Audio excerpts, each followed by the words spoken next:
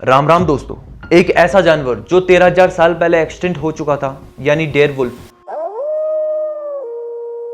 वो वापस आ गया है जेनेटिक इंजीनियरिंग की वजह से। इन 3 बड़े सवालों के साथ।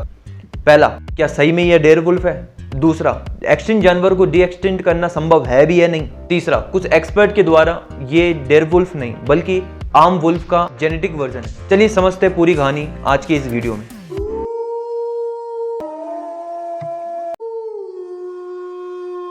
साल 1854 में अमेरिका के एक नदी के पास डेयर वुल्फ के कुछ फॉसिल्स मिले। 1858 में कुछ साइंटिस्टों द्वारा इसे कैनिस डायरस साइंटिफिक नाम दिया गया, जिसका मतलब होता है डरावने कुत्ते।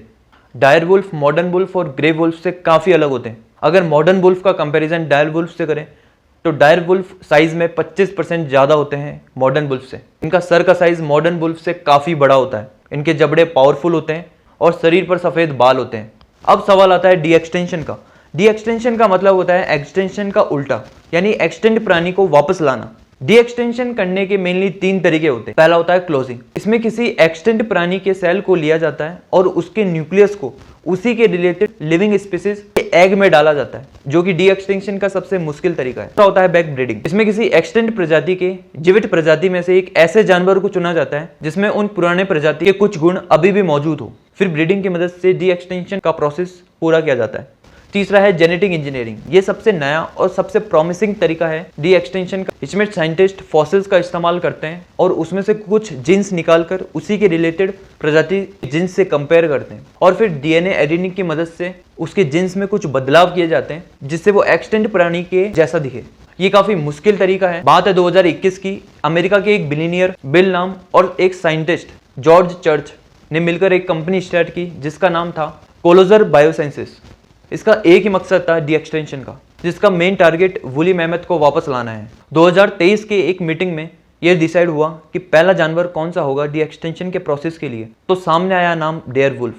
इसमें डीएनए के 14 चेंजेस किए गए जो कि मेनली बाहर के फीचर्स पर फोकस करते हैं, जैसे कि वुल्फ का साइज क्या होगा, उसके हेड का साइज क्या होगा, उसके फर का कलर क्या होगा।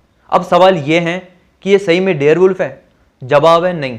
ये केवल एक जेनेटिक इंजीनियरिंग वर्जन है ग्रे वुल्फ का, यानी एक ऐसा ग्रे वुल्फ जिसमें 14 चेंजेस किए गए हैं। किसी भी लिविंग ऑर्गेनिज्म में जीन्स बहुत प्रकार के होते हैं। ये नंबर्स मिलियंस में है, लेकिन यहाँ पे 0.0001% ही चेंजेस किए गए हैं जीन्स में, जो कि बिल्कुल ना के बराबर है।